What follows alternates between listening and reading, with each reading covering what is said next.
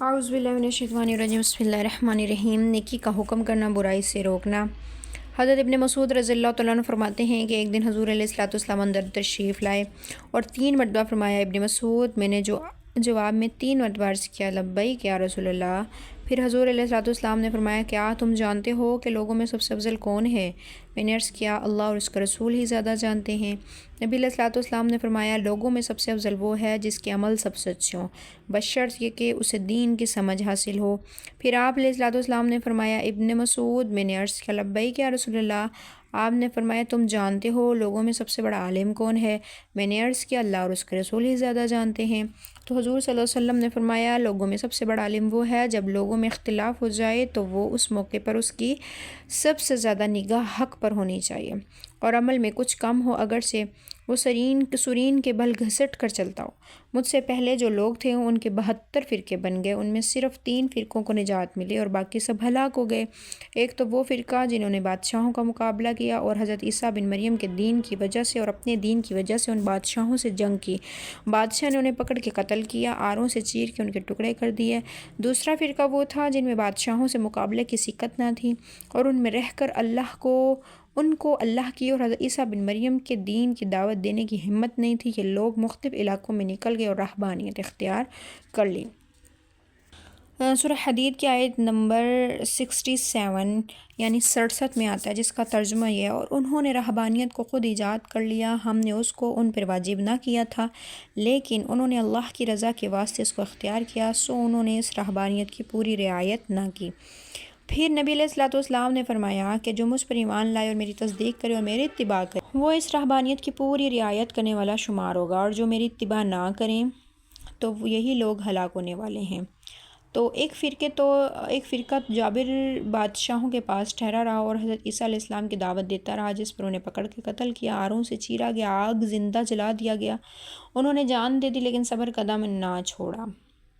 حضرت انس رضی اللہ عنہ فرماتے ہیں، نبی علیہ الصلوۃ والسلام نے ارشاد فرمایا، کیا میں تمہیں ایسے لوگ نہ بتاؤں جو نہ نبی ہوں گے نہ شہید، لیکن ان کو اللہ کے ہاں اتنا اونچا مقام ملے گا کہ قیامت کے دن نبی اور شہید بھی انہیں دیکھ کے خوش ہوں گے،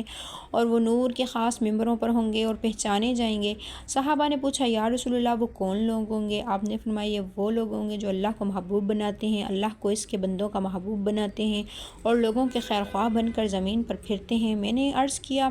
یہ بات تو سمجھ میں آتی ہے کہ وہ اللہ کو اور اس کے بندوں کو محبوب بنائیں، لیکن یہ سمجھ میں نہیں آ رہا کہ وہ اللہ کے بندوں کو اللہ کا محبوب کیسے بنائیں گے۔ تو آپ صلی اللہ علیہ وسلم نے فرمایا، یہ لوگ اللہ کے بندوں کو ان کاموں کا حکم دیں گے جو کام اللہ کو محبوب اور پسند ہیں، اور ان کاموں سے روکیں گے جو اللہ کو پسند نہیں ہیں۔ وہ بندے جب ان کی بات مان کر اللہ کے پسندیدہ کام کرنے لگ جائیں گے تو یہ بندے اللہ کے محبوب بن جائیں گے۔ حضرت قیس بن ابی حازم رضی اللہ تعالیٰ عنہ فرماتے ہیں، جب حضرت ابوبکر رضی اللہ تعالیٰ عنہ خلیفہ بنے تو وہ ممبر پر تشریف فرما ہوئے اور اللہ کی حمد و ثنا کے بعد فرمائے، لوگو، یا ایھا الذین آمنوا علیکم انفسکم لا یضرکم من ضل اذا اہتدیتم۔ اے ایمان والو، اپنی فکر کرو، جب تم راہ پر چل رہے ہو تو جو شخص گمراہ رہے تو اس سے تمہارا کوئی نقصان نہیں۔ اور اس کا غلط مطلب لیتے ہوئے میں نے حضور علیہ الصلوۃ والسلام کو یہ فرماتے ہوئے سنا کہ جو لوگ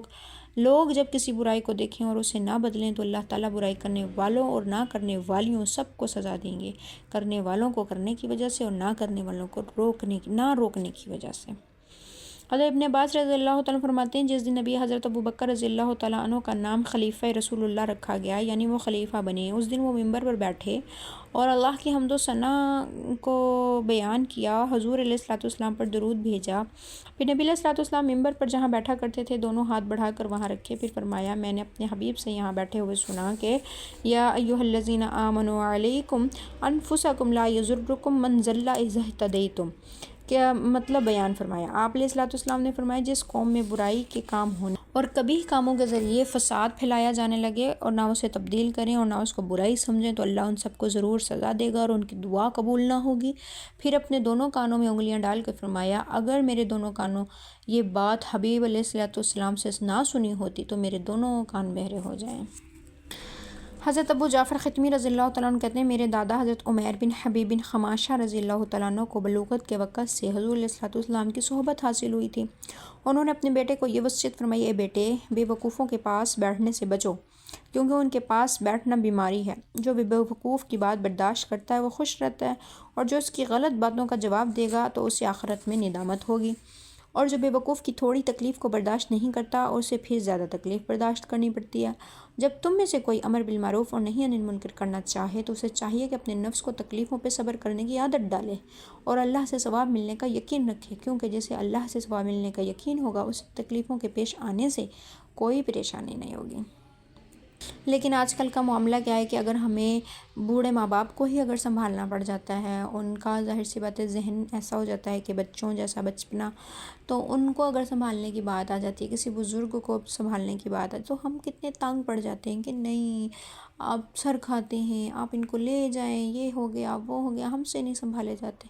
اگر انسان یہی سوچے کہ امر بالمعروف اور نہی عن المنکر، صبر کرو بھائی، تکلیفوں پہ بھی صبر کر رہے ہو تو اس پہ بھی اللہ نے تمہارے لیے اجر رکھا ہے، تو برداشت کرنا سیکھیں گے، صبر کرنا سیکھیں گے تو اللہ ہمیں کتنا اجر عطا کریں گے۔ لیکن اگر نہیں کریں گے، کوئی گستاخی والا جملہ منہ سے نکل جاتا ہے، زبان سے نکل جاتا ہے، کوئی ایسے الفاظ ہمارے ادا ہو جاتے ہیں جو کفر تک ہمیں لے جانے کے قریب ہو جائیں، پہنچ جائیں، ہم کفر کے قریب،